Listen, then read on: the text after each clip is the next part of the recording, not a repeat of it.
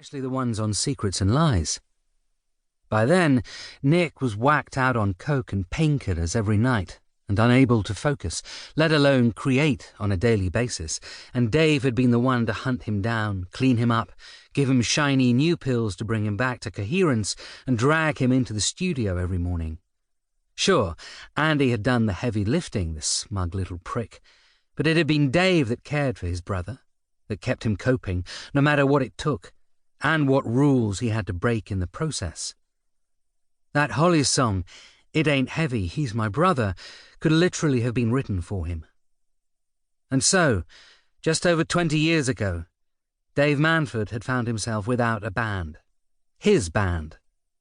And, more importantly, he was no longer a shareholder in Secrets and Lies, no longer gaining the yearly royalties, while still silenced by the NDAs he'd signed when agreeing the deal. But that was fine, as he had money.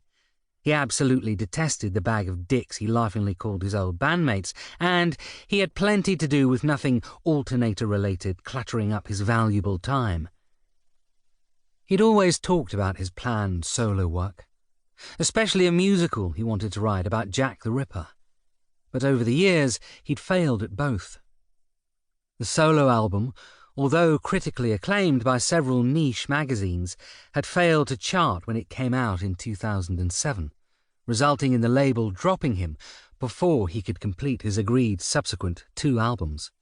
And his Ripper musical was considered by everyone to be a clever meta-joke because of some throwaway line in a rock parody called This Is Spinal Tap, where 2 band members, seeing their band breaking up, decide to write a Jack the Ripper musical. A sketch that haunted Dave at every meeting he tried to pitch it at. In the end, Dave had gone into record producing.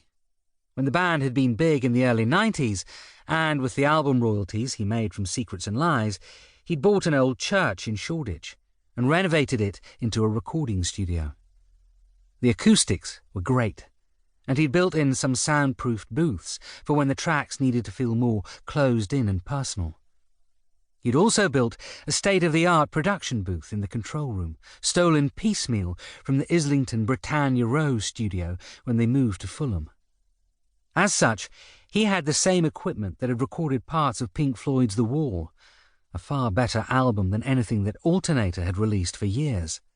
And, over the last 2 decades, he'd enjoyed a healthy income from that side of the business, producing for a varied collection of artists, many of whom didn't even know who Alternator were, which always made him warm and cosy inside. A couple of years ago, though, things moved again.